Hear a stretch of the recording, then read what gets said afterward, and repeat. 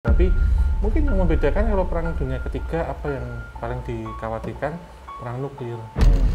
Tuh. Ada nggak sih Om ngomongin tentang perang dunia ketiga sekarang kalau menurut Om?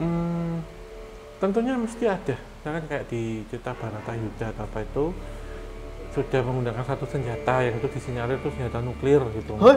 Bahkan mungkin teknologi yang canggih karena satu perperangan dia menjadi primitif lagi. Karena mulai dari awal, Mas.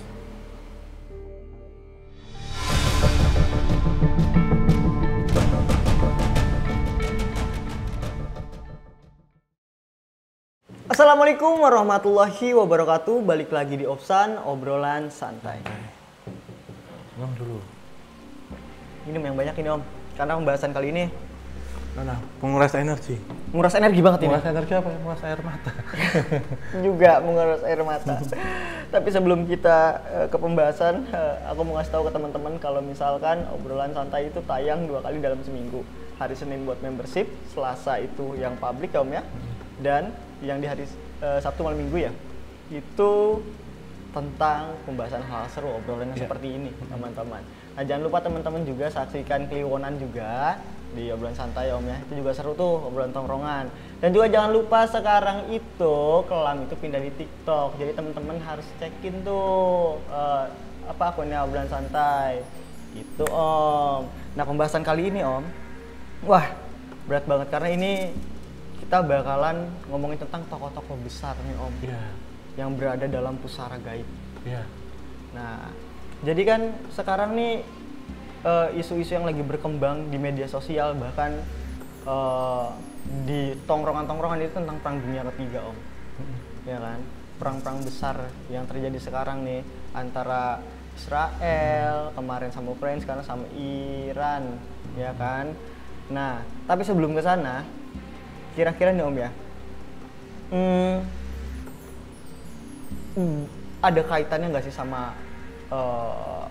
dunia alam gaib juga Om terhadap impact yang terjadi sekarang? Kalau dibilang ada kaitannya enggak ya Mas, beda-beda ini ya, beda ini. Kecuali saya nggak tahu kalau di negara bersangkutan. Kalau di sini ada ayam sih biasa aja. Kalau di sini? Di Indonesia, di negara kita. Tapi mungkin kalau Israel, Iran mungkin ya nggak tahu entitas di sana ya. Bisa terkena impact itu. Bisa terkena impact Bisa, Om? bisa. Di alam sana juga?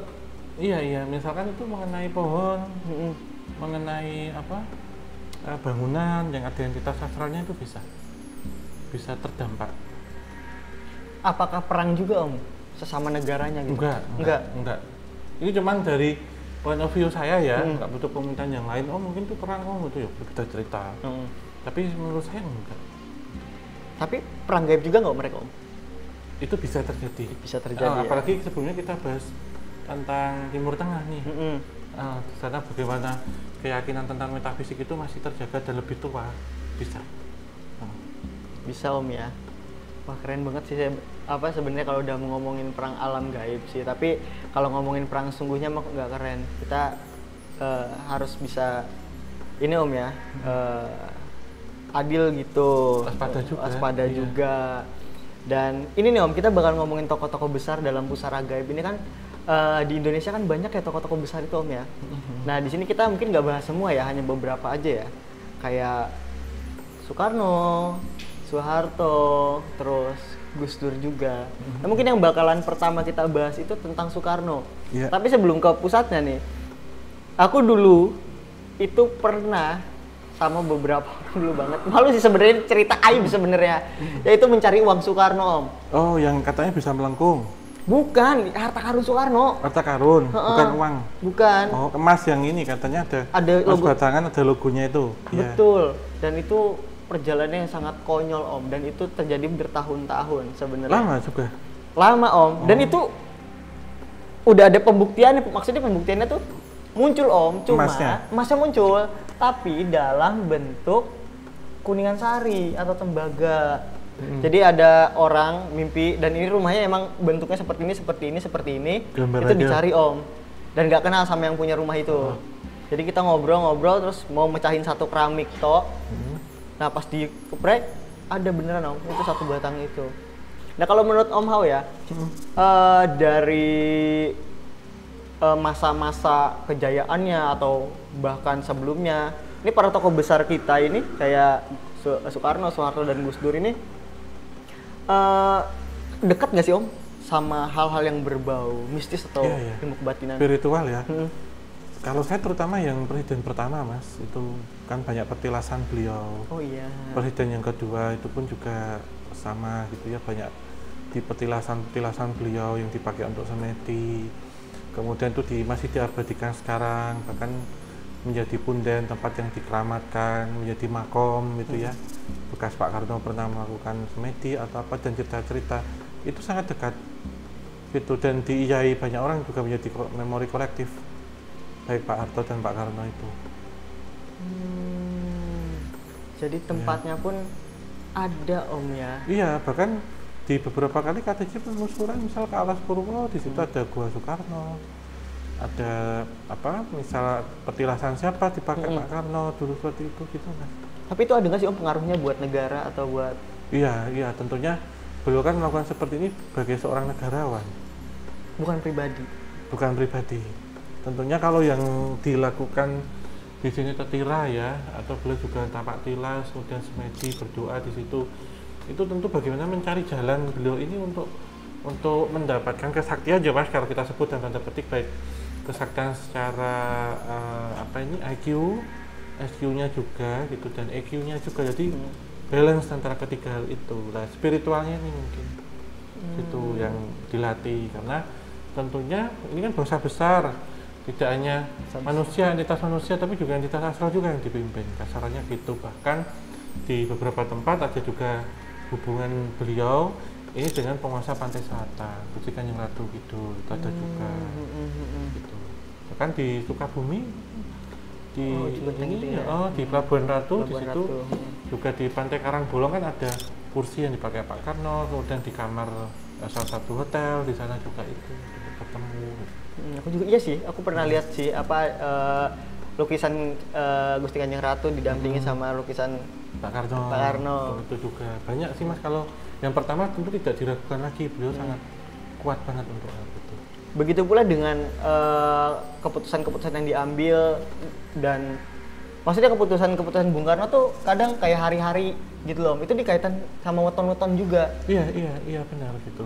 Kemudian dengan presiden kedua gitu ya, itu pun sama juga Mas. Iya. Terus peninggalan-peninggalannya itu mau tahu nggak, kalau misalkan kayak ada orang nih, saya punya tongkat Soekarno dan lain-lain, itu bertemu gimana? Iya, menurut saya ya ini sih Mas, mungkin ngaku-ngaku untuk penipuan juga bisa. Untuk yang asli mana, tentu bagi saya seseorang yang benar-benar ya atau punya asli, tidak semudah itu untuk menyampaikan ke orang lain, mempublish itu gitu. Itu mungkin perlu diragukan karena banyak ngaku-ngaku akhirnya. Tapi ketika zaman Bung Karno dulu menjabat gitu Om ya, masih menjadi presiden, itu memang tongkat atau cincinnya atau biasanya sih tongkat sih yang lebih terkenal ya, tongkat komandonya itu ya, itu emang memiliki kekuatan spiritual tertentu atau emang bagaimana nggak sih Om? Iya tentunya iya Mas, bahkan semua yang dipakaikan beliau, bahkan tidak yang berkaitan dengan langsung ya, lukisan misalkan itu ya, benda-benda peninggalan lainnya. Dan tentunya beliau ini kan seorang yang besar ya pada waktu itu gitu, tidak hanya dikagumi oleh bangsa manusia tapi juga bangsa astral Mas. Jika meninggalkan korin ataupun kodam dari beliau, dan itu melekat ke benda-benda kesayangan atau benda-benda pribadinya yang itu berasal dari residual memori, melekat di situ, itu juga bisa. Aku pernah dengar Om, katanya seseorang yang memajang foto Soekarno di rumahnya itu bakalan kaya raya Om. Ya mungkin ada seperti itu juga, tapi mungkin cocokologi juga bisa Mas gitu, atau hanya digunakan untuk sarana keren-kerenan juga bisa gitu.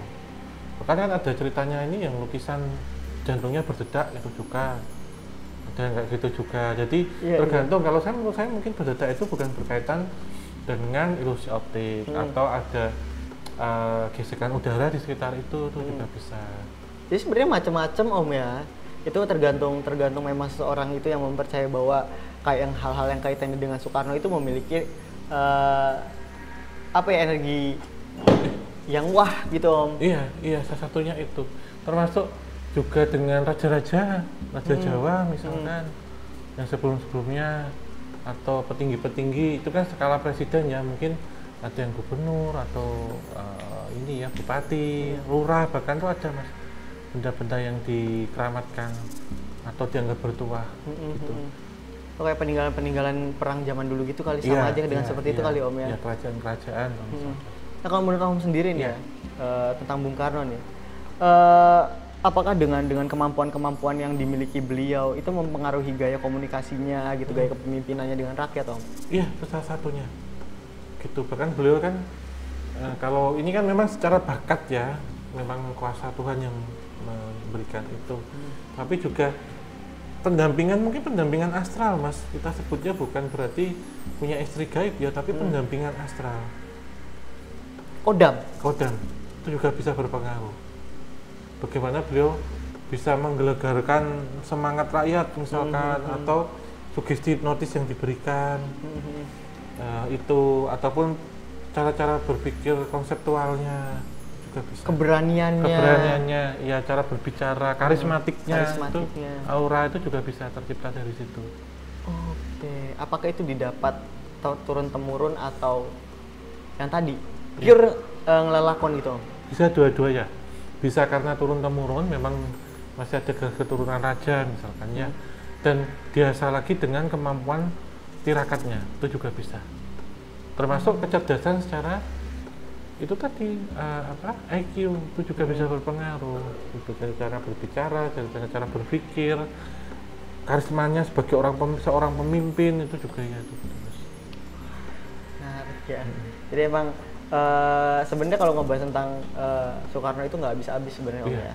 Nah kita lanjut ke tokoh kedua nih teman-teman, yaitu Soeharto. Nah nih Om ya, kalau Soeharto itu kan yang mungkin terlihat di publik itu kelihatan garang atau menyeramkan ya, galak seperti itu. Nah dilihatnya secara spiritual kan dia ada kejawen-kejawennya gitu kan Om ya. Apa itu kan apakah itu berpengaruh juga Om sebenarnya Om? Iya, termasuk ini pendamping beliau Ibu Tin juga sama. Juga ada kedekatan tentunya dengan penguasa pantai selatan gitu. Itu satunya. Dan masih ada keturunan darah biru dari Ibu Tin itu juga mas, itu juga bisa berpengaruh. Karena tentunya seseorang laki-laki itu tidak serta-merta berasal dari hasil tirakatnya, tapi juga dari hasil tirakat pendampingnya, istri misalkan, itu juga bisa. Karismatiknya atau aura yang membawa keberanian, membawa keberuntungan itu bisa dari istri. Dari istri. Itu juga bisa. Oke, menarik nih teman-teman ya. Sama aja kayak doa istri kepada suami gitu kali Om ya? Iya, itu juga bisa. Kalau saya lebih condong kalau presiden kedua itu ke mendiang istrinya yang lebih kuat. Yang menyelubungi. Jadi lebih sering yang tirakat atau yang emang? Iya, sebenarnya dua-duanya tirakat. Dua-duanya tirakat? Iya, sama sebenarnya. Namun terkadang ada sesuatu hal yang itu kuat di istrinya sehingga saktinya itu turun ke suami, sakti itu pendamping. Nempel lah ya gitu Om ya. Iya. Oke, nice. Pak Soeharto juga kan terkenal dengan ilmu petung itu Om, perhitungan hari. Nah itu berpengaruh juga nggak itu? Iya, itu dalam hal ini tidak kemudian itu berkaitan dengan hal gaib. Ilmu petung itu untuk petung itu untuk ini ngitung, hitungan itu, jadi untuk menghitung, untuk memprediksi sesuatu hal.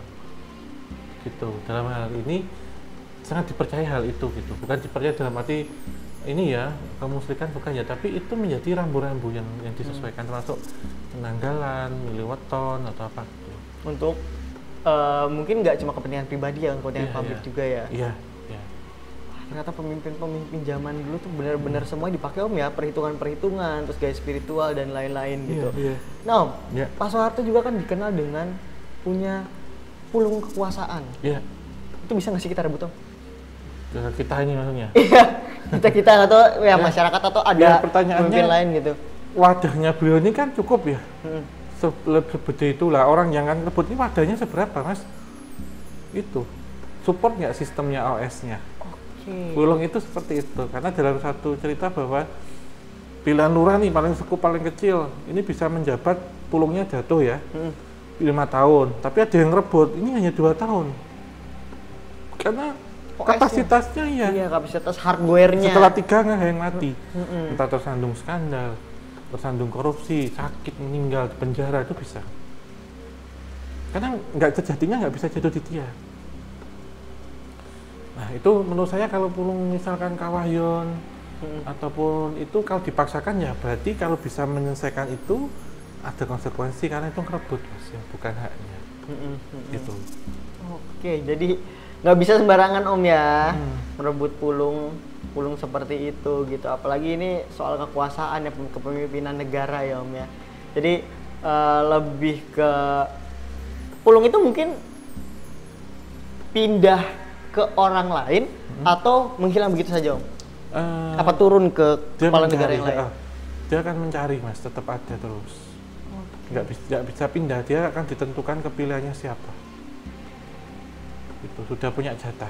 Udah punya jatahnya. Jadi pulung kekuasaan itu lebih ke jatah seseorang, siapa yang bakalan dapat. Iya, kalau kita ngomong sebelumnya tentang prediksi Jayabaya, yang Jayabaya kan yang memimpin makmur negara ini, contohnya tertulis Noto Negoro.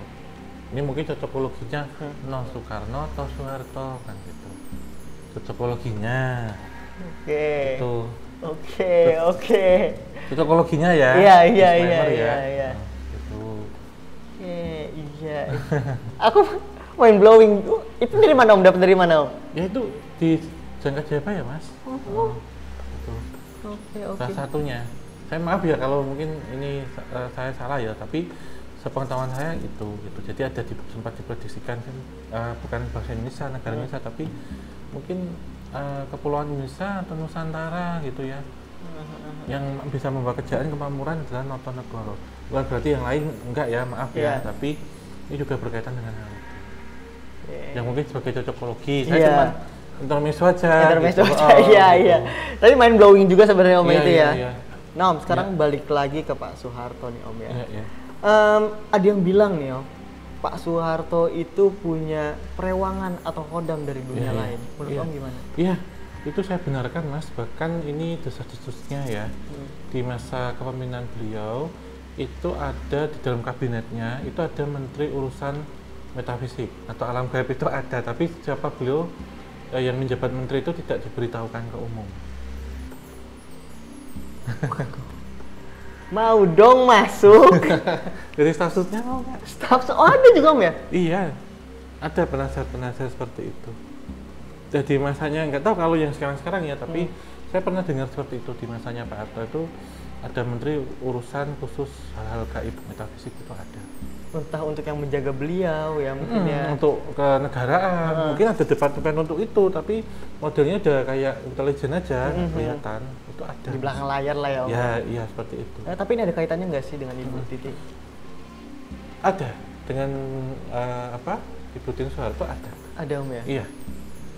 Salah satunya beliau juga berkaitan langsung dengan penguasa pantai selatan, dengan yang Ratu Kidul gitu.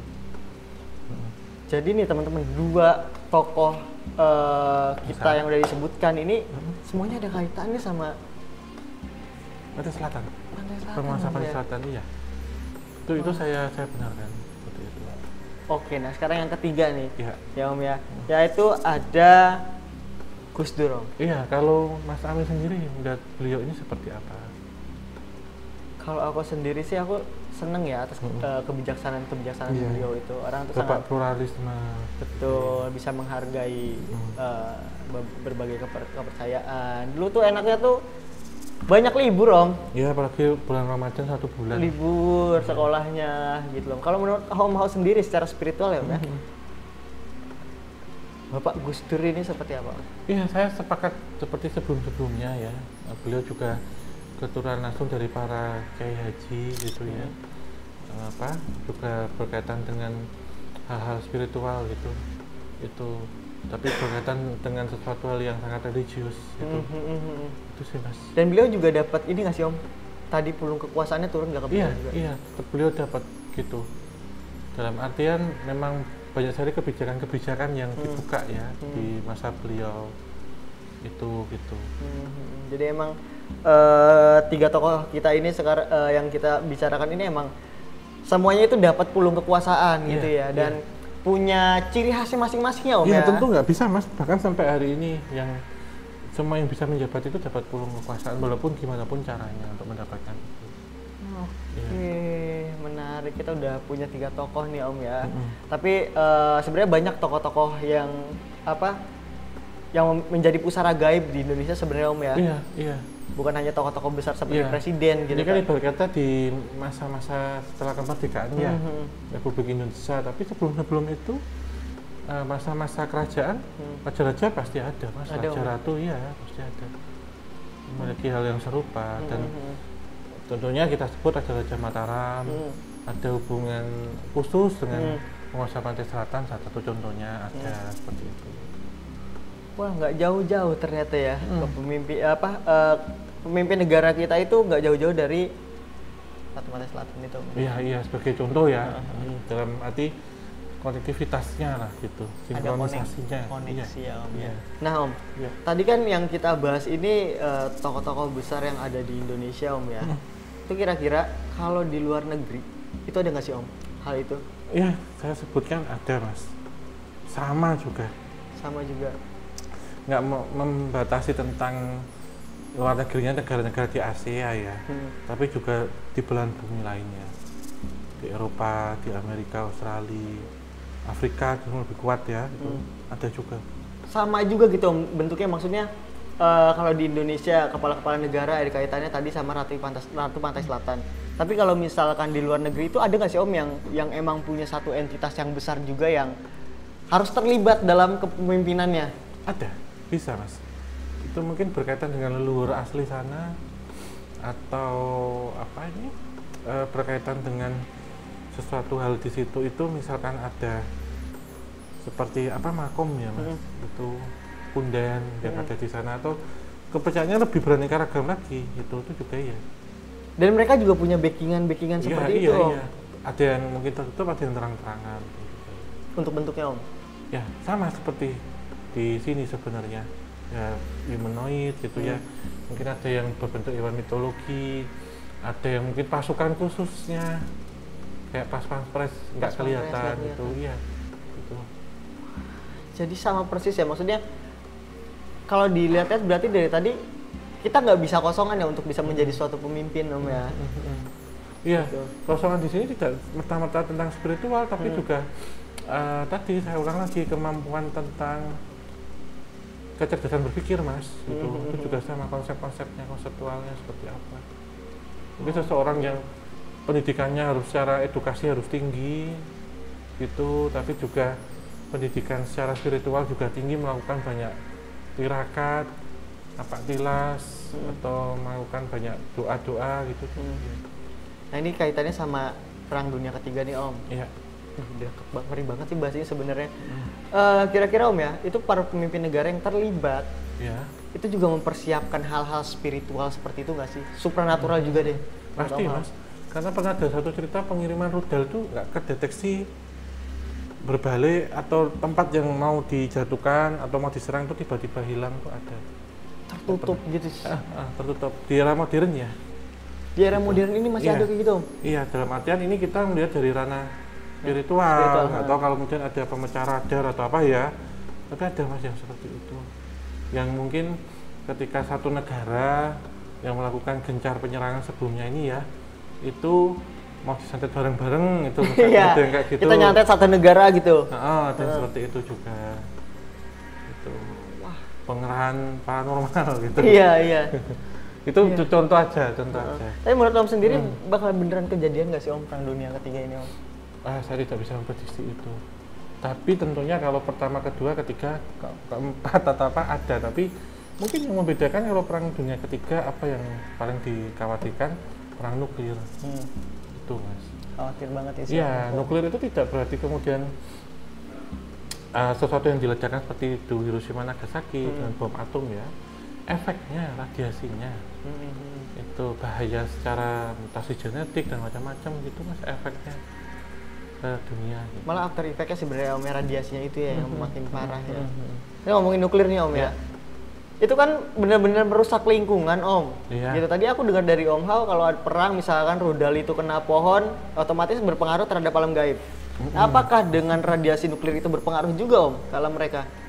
Bisa jadi Mas, tapi nggak mempengaruhi secara Genetik ya? fisik fisiologi nggak bisa berubah-berubah gitu ya? nggak bisa nyampe ke situ. Atau tempat-tempat maaf kata tempat-tempat pernah terjadi perang itu menjadi habitat baru bagi entitas. Karena Chernobyl gitu Om ya? iya Chernobyl contohnya. Itu banyak bangunan terbengkalai di situ. Mungkin radiasinya enggak ya Mas, nggak membuat ya, tapi lokasinya. Orang pasti akan takut datang ke situ lah, nggak boleh.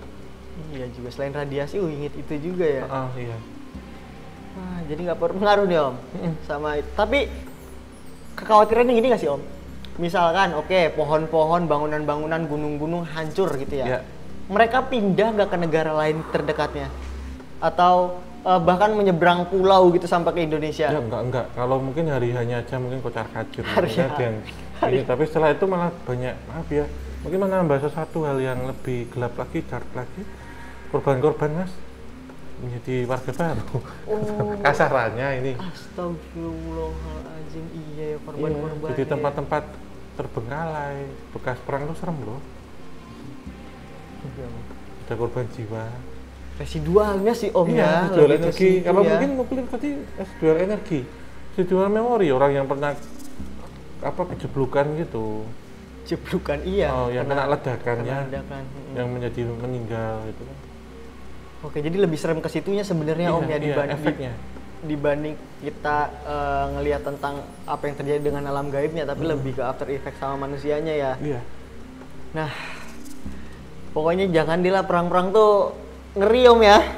Sebenarnya ya kalau kita udah ngomongin perang gitu. Nah, kalau ramalan Jayabaya, Sabdo Palon, terus tadi juga Cupu Panjalu, itu ada nggak sih Om ngomongin tentang perang dunia ketiga sekarang menurut Om? Tentunya mesti ada. Tapi di bait mana saya sendiri kurang tahu ya, tapi bahkan di beberapa cerita-cerita fiksi ataupun apa itu sudah dituliskan Mas itu. Saya dikoreksi salah ya, misalkan kayak di cerita Baratayuda atau apa itu sudah menggunakan satu senjata yang itu disinyalir itu senjata nuklir gitu. Hah? Baratayuda itu Mahabharata nggak sih? Iya. Oh, itu. Jadul banget udah ada nuklir Om. Iya. Diprediksi menggunakan satu senjata yang itu diduga senjata nuklir. Keren banget kalau zaman dulu ini nuklir. Misalkan, karena kalau saya tadi sebut ramalan itu nggak samanya tertulis Mas, tapi juga tergambar atau dalam seni-seni tertentu. Pahat, Ya, ukiran, layar, relief. misalkan contohnya itu, gambar-gambar lukisan. Ya ampun, tapi Om ya kalau ngomongin perang-perang ini kira-kira menurut Om Hao nih, entah perang yang dulu terjadi sampai ke perang nanti dunia ketiga itu sebenarnya mengartikan apa ya sebagai karma gitu Om, pembersihan karma global. Merestart ya, Iya. tahun 2020 itu bisa mengurangi populasi, juga bisa mungkin ulah dari elit global mungkin Mas. Nah kemarin kan senjata biologi itu Iya. ada COVID-19, senjata nuklir sekarang, senjata kimia. Oh, alah, jadi ini ya konspirasi Om ya, elit global lagi nih yang kena nih katanya. Tapi itu emang karma Om. Iya. Bisa pembersihan karma gitu Om. Iya, restart mungkin ya, karena Restart. kalau restart kan harus mematikan Mas. Global ya. Di restart atau di shutdown, nyalain, dibersihin, dihapus, itu baru naik lagi, dinyalain, on lagi, harus diruntuhkan, rebuilding misalkan. Iya sih, emang kalau kita lihat Al-Quran hadis juga kan kalau ngomongin tentang kiamat, pasca kiamat Iya. seperti apa itu kan emang kayak benar-benar direstart banget sih Om yang Iya, ngelihat iya. peradaban tuh berubah, yang kita harus belajar berkuda, menanam dan lain-lain gitu kayak udah ada juga gambarannya gitu kalau di kitab Al-Quran ya, Iya, bagaimana benar. terjadinya kiamat-kiamat seperti itu. Ini pertanyaan terakhir nih Om. Iya. Jika ada terjadi perang besar nih Om ya, apakah recycle atau perubahan peradaban manusia itu bisa berubah drastis gitu Om? Sangat mungkin bisa. Bahkan mungkin teknologi yang canggih karena satu perperangan dia menjadi primitif lagi. Karena mulai dari awal, Mas. Bahkan kan kalau kita sering melihat kayak di apa itu di Instagram atau X ya, kadang keluar-keluar gambar-gambar AI terutama sekarang ini setelah terjadi perang begini seperti ini, manusia mau merestart peradabannya kembali ke peradaban primitif lagi. Zaman batu lah ibaratnya ya. Karena sudah kehilangan makan, ladang makan, ladang pekerjaan, Pabrik-pabrik rumah, mungkin ya. bumi menjadi gelap ini seperti ini. Mereka dengan ini revolusi tubuhnya gitu, mengalami evolusi, mengalami evolusi gitu, badannya berubah, cara berpikir, bentuk tubuh, fisiologinya itu bisa. Itu ada nggak Om di ramalan Jawa Om tentang perubahan peradaban itu? Saya belum pernah menemukan itu, tapi memang ada pembagian-pembagiannya saya lupa. Zaman apa itu ada. Oke teman-teman, aku pusing sekali kepala kalau ngomongin Perang Dunia Ketiga karena itu emang udah apa ya, lagi hot topic banget sih sebenarnya Om untuk masalah Perang Dunia Ketiga ini, karena ketika kita buka sosial media entah itu di platform X atau Instagram juga kan banyak banget itu info-infonya, entah yang di-sharing sama influencer atau lain-lain. Jadi emang kita harus aware banget teman-teman terhadap peperangan ini. Stay sane, jangan panik ya Om ya. Benar. Jadi kita bisa tetap sadar, fokus gitu untuk bisa menjalani hidup juga, dan persiapan lagi. Kita siap sama mungkin perubahan dunia Om ya, bahkan ya entah itu dari pekerjaan, terus mungkin pangan, karena kan ekspor impor juga sangat berpengaruh kan Om ya. Bagi makanan yang dia sifatnya genetik ya, rekayasa genetik itu kita harus hati-hati itu juga. Apalagi yang tanaman-tanaman tiruan, palsu itu misalnya beras artificial palsu, gitu Om ya. Artificial ya itu. Oke. Gitu. Sedikit minimnya ini tenaga kerja yang sudah tergantikan oleh online, mesin, dan AI robot juga. Sebenarnya nanti akan tercipta ketika ini Mas, populasi pertumbuhan manusia itu meningkat, tetapi jumlah lapangan pekerjaan dan jumlah ketersediaan pangan itu berkurang. Pasti akan ada rasa untuk saling mempertahankan diri atau survive. Tidak hanya perang dunia, begitu perang saudara. Tambah iklim juga berubah ya kan? Ya itu juga itu. Nah itu teman-teman. Jadi kita emang harus bersiap-siap ya Om ya. Pesan-pesannya apa kalau dari Om? Ya tentunya apapun yang terjadi kita waspada aja sih. Kita mengikuti perkembangan zaman, informasi-informasi aktual, dan kita juga paham betul bahwa Indonesia ini sesuatu hal yang adem ayem sebenarnya. Ya terjadi biarlah terjadi di sana ya, tapi kita tunjukkan solidaritas saja gitu. Oke. Persiapan untuk hal-hal itu tadi ya, kalau terjadi itu, tapi enggak dalam waktu ini lah mungkin ya. Ini generasi tahun 2200 mungkin 2300. Jangan dong, kita belum keliling dunia nih Om. Buat yang perang gitu. Jangan. Oke mungkin cukup. Ya. Kita cukupkan ya. Ini menjadi pembelajaran buat kita ya, sisi positifnya, buang sisi negatifnya, dan menjadi sesuatu yang menjadi preferensi kita yang baru tentang hal-hal berkaitan dengan spiritual, pemimpin, dan kejadian aktual dunia. Gitu. Itu sih Mas. Ya terima kasih semuanya Mas Sami. Kita ucapkan terima kasih untuk Sobat Jaban Ikan sudah menyaksikan dari awal hingga akhir. Tetap dukung tim KTJ dan juga obrolan santai dengan cara like, subscribe, dan nyalakan lonceng. Share sebanyak mungkin, tinggalkan kritik, masukan, dan saran hanya di kolom komentar. Saya tutup akhir kata, wabillahi taufiq wal hidayah. Assalamualaikum warahmatullahi wabarakatuh. Muga tansah pinaringan rahayu sagung dumadi.